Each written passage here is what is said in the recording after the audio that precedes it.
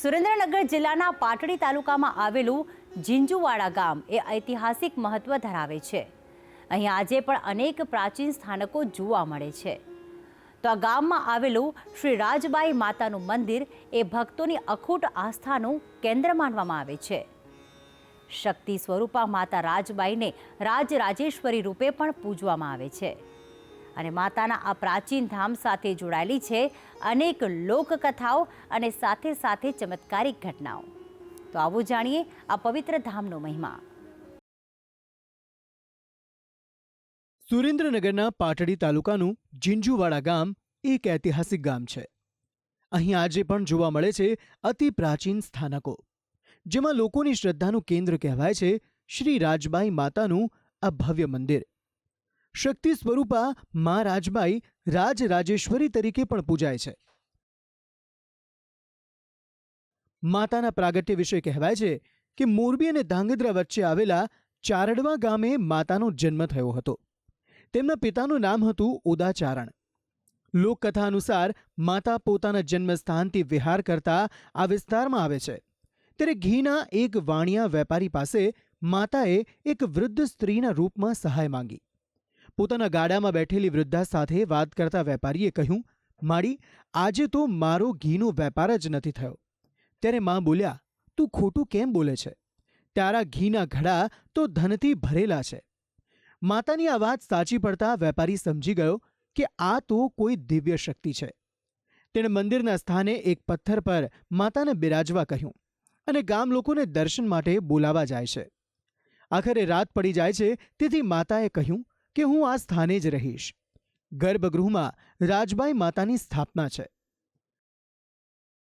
પ્રાચીન કાળમાં અહીં થતી ગૌ હત્યાને રોકવા માતાએ રાજવનવીરસિંહ ઝાલાને સપનામાં દર્શન આપીને ગૌરક્ષાનો આદેશ આપ્યો।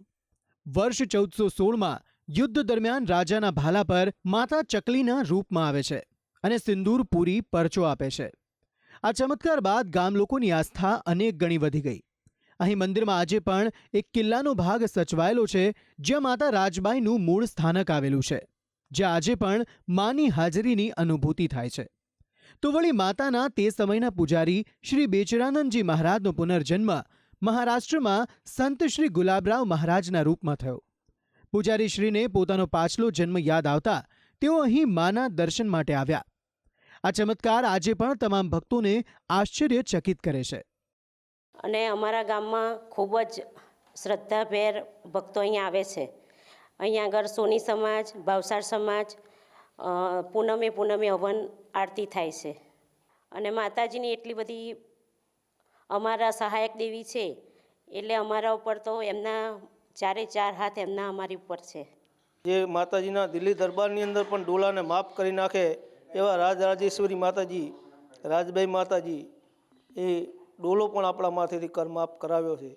ઝીંઝુવાડા, ચરાડવા અને દિલ્હીની અંદર આ માતાજીની અસલ સ્થાનક 3 છે। બાકી જગ્યાએ પણ એ માતાજીની સ્થાપિત મૂર્તિઓ કોઈ જગ્યાએ છે નહીં। એ પોતપોતાની રીતે સ્થાપના કરેલી છે। માતાજીના અસલ સ્વરૂપ જન્મસ્થળ અને ઝીંઝુવાડાની અંદર સ્થાપના રૂપે સિંદૂર અને દૂધની ધારાવાળીથી માતાજીએ સ્થાપના કરી હતી।